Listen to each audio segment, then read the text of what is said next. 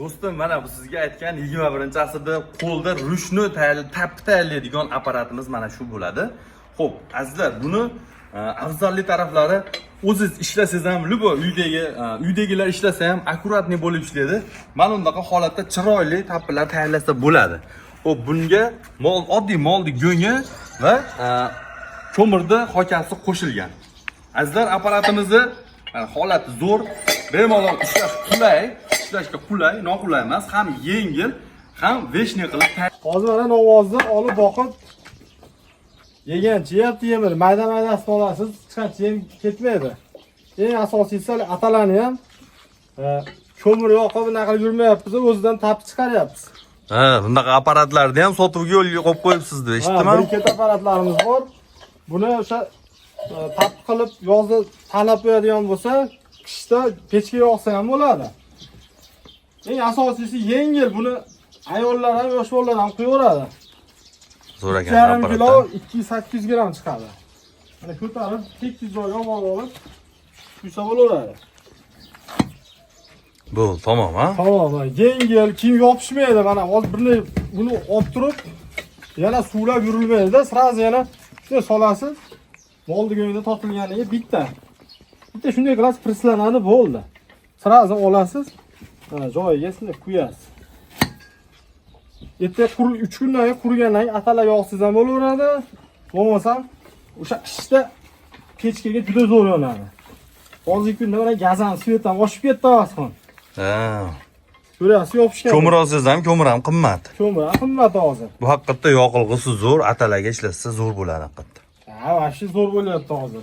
Rasxod kamayadi, keyin moldan qolayotgan foyda ham ko'proq bo'ladi ancha. Hozir masalan 5-6 oy vaqt bitta aylantiradigan bo'lsa, 5-10 so'm ko'proq foyda qilaverasiz. Xudo xolasa zo'r.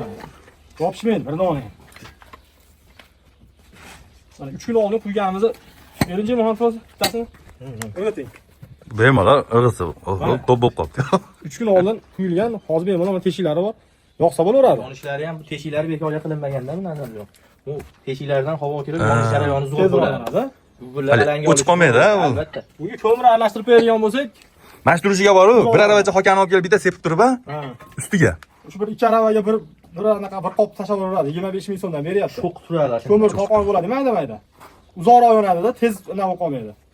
Buni ko'pchilikda olib chiqib qolyapti-ganda to'rtburchagi. Biznikida olib chiqib qolmaydi keyin. Baquvvat nimada qilingan? Lislari baquvvat. Choklari ham asosiysi nimada qo'yilgan? 5 yil 6 yildan beri sachib qilingan bolalar qo'yadi. Yengillik ham yengil. Ko'mir to'qon bo'ladigan bo'lsa, uzoqroq yonadi. Asosiysi endi qo'lda tap qilishlar yo'q. Qo'lda tap qilib yurmaysiz mana. Oson. 1 2.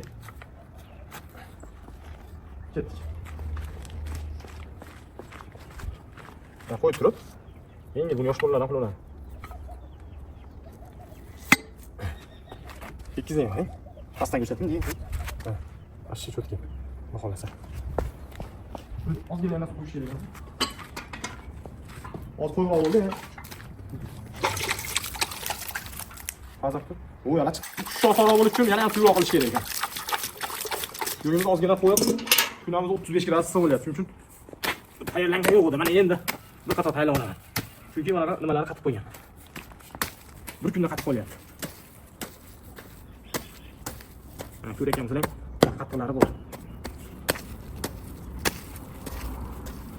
Lekin hali zichligini ko'rdingiz. Tashlab chiqdi.